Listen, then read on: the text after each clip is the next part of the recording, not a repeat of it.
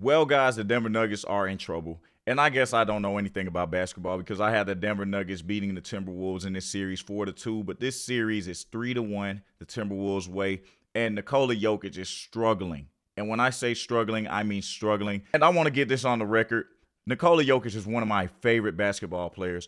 I'm not going to turn on Jokic like the whole internet is doing right now. They're giving Jokic a lot of smut. And does he deserve some of that? Absolutely. Yes, he does. He has had a terrible series so far, but it happens. I'm not even going to lie. And when you think about it, they tried to do this same type of smut campaign with Luka Doncic as well. And I'm not trying to deflect from Jokic having a terrible series or him playing bad and not showing up. And, he did the thing with Jaden McDaniels yesterday. He made the layup, charged over there, tried to grab McDaniels up, and, that didn't go really well. It actually looked pretty bad. I'm not going to sit here and call Jokic a fraud or anything like that, but he's getting his ass handed to him, and we have to talk about it. So let's go ahead. So I just want to start off by saying that Jokic is once again having a terrible series. Now, he's averaging 25 points, 14 and a half rebounds, and almost 8 assists in 4 games. A lot of people will be like, well, that sounds like a great series to me. Not for this man's standards. And what makes it worse is he's shooting 39% from the field, and he's shooting 18% from 3.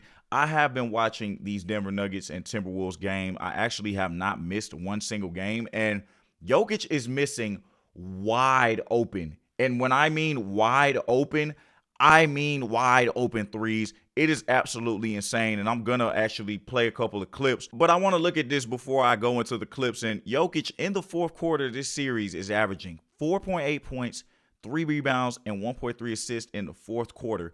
And look at these shooting splits from Nikola. 23% from the field, 12% from 3. In the fourth quarter. That's not going to get it done for your best player. And the physicality from the Minnesota Timberwolves, the relentlessness on defense from the T-Wolves, man, just shout out to those guys because they've been talking a lot of stuff this series, and they have been doing nothing but backing it up the whole entire time. And I can't do anything but respect those dudes. Guys like Jaden McDaniels over there just playing excellent defense the whole time. Naz Reid has been showing up. Rudy Gobert, who I also want to remind people about Mr. Gobert. Mr. Rudy Gobert. Let's just go over what Rudy has accomplished in his career because I hate when people say that Rudy Gobert is trash. Yes, we know he has his offensive struggles, but there have been players in the league that have had offensive struggles before, and where people just talking about them saying they suck, this, that, and the third like that. Like, think about Boston with Rajon Rondo when he first came around. No jump shot. But guess what? He was excellent with his playmaking and excellent on the defensive side of the basketball, and people loved him so much because of those things that they didn't really talk about him just being a terrible, terrible jump shooter. Like, you knew he was a terrible jump shooter, but nobody was walking around saying Rondo sucked. He had a lot of fans. Rudy Gobert, 8 all-time defensive team, 4-time All-NBA, 3-time All-Star, 4-year Defensive Player of the Year. Rudy's a Hall of Famer, bro, whether you like it or not. And I just think that he doesn't deserve all of the trash that's put on his name because he is a great basketball player, and you know what he does best. So shout out to Rudy Gobert. He's been playing excellent defense on Nikola Jokic, and we have to give him his credit because Rudy has accepted the challenge. And when you think about Rudy and when you think about playoff basketball, he has played great playoff basketball over the years.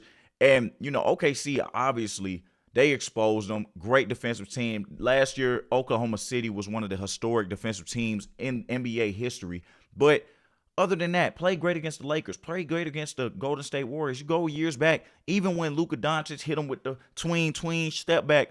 That series, Rudy just did not play awful. He played great defense that whole series. And he deserves this moment. I'm very happy for Rudy. But let's go ahead, and I just want to go. Let me click on Nikola Jokic so I can actually show these threes that he's missing because this is just ridiculous. Look at these three-point attempts from Jokic. Wide open 3. Bricks. It can't get any better than that for Nikola Jokic. No one is around this dude. He's wide open. Let's see what this one looks like right here. Jokic, getting the flare screen. Rudy's out there. That's a pretty decent contest from Rudy Gobert. In and out. Didn't go through. Okay, cool. Let's see this one.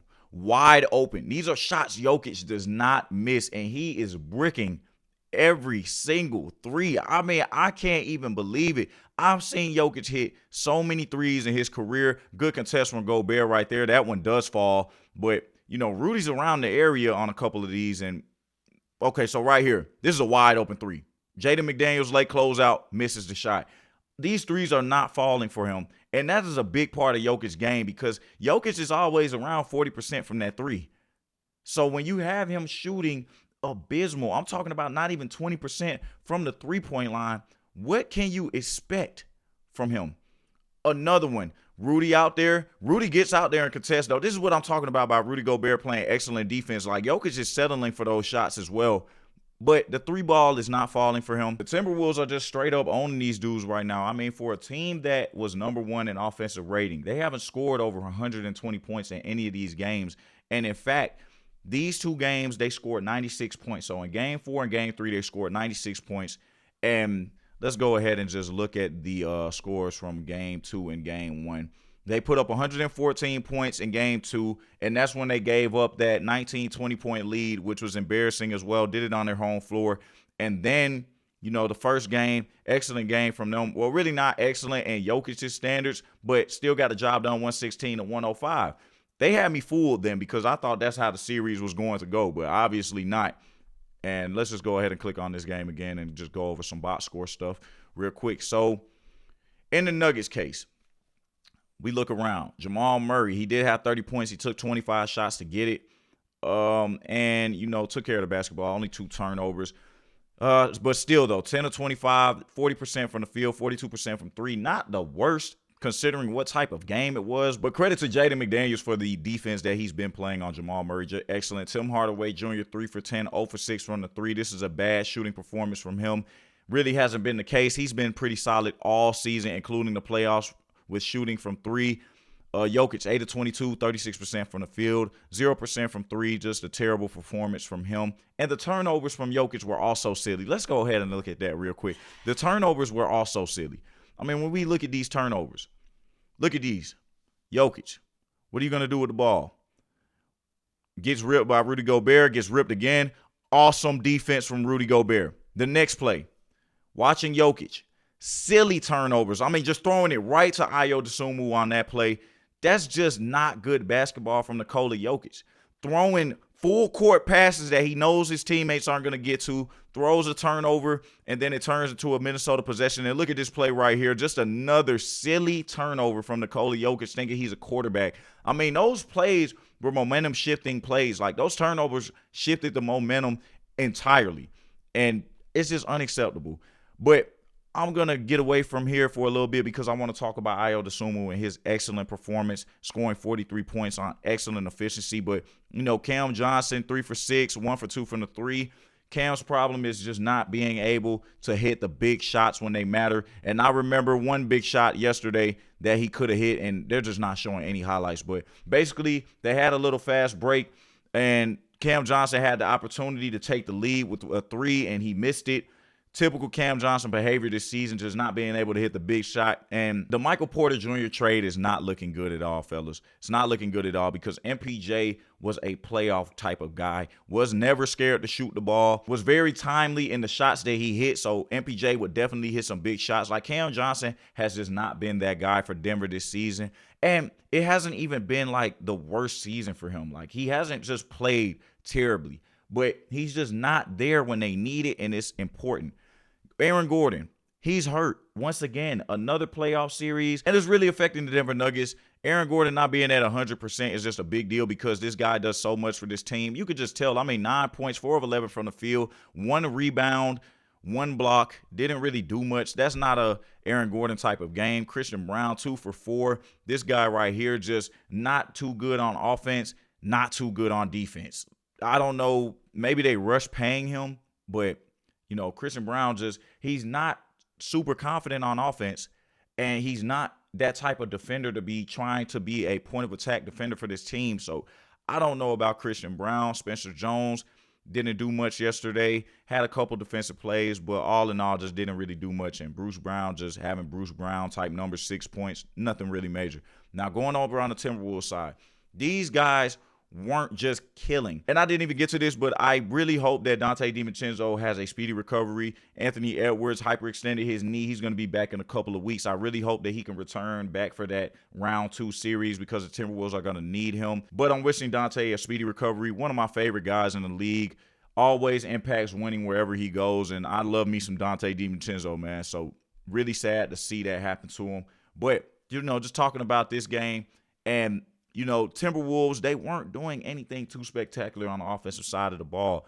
Now, when Anthony Edwards went out, Ayo Dosunmu went on a clinic, guys. He went on a clinic, 13 of 17 from the field, 5 of 5 from the three-point line, and he was doing everything. When the Nuggets had an answer, here comes Ayo. He's going to hit a 3. He's going to get a layup. He's going to get to the free throw line. He did everything last night that you needed him to do. Ever since Ant-Man went out that game, he turned into Ant-Man, Ayo Edwards, because he turned up. Let's just go and look at some of these baskets that he was making. And Ayo, really, really turned up his level of play in this game when they really needed him the most. Just knocking down his shots in a timely fashion all net. He was feeling it ever since the game has started. And being a Bulls fan, I'm really so happy to see this guy playing somewhere where he can do things like this right here, where it matters, on the biggest stage, in the playoffs.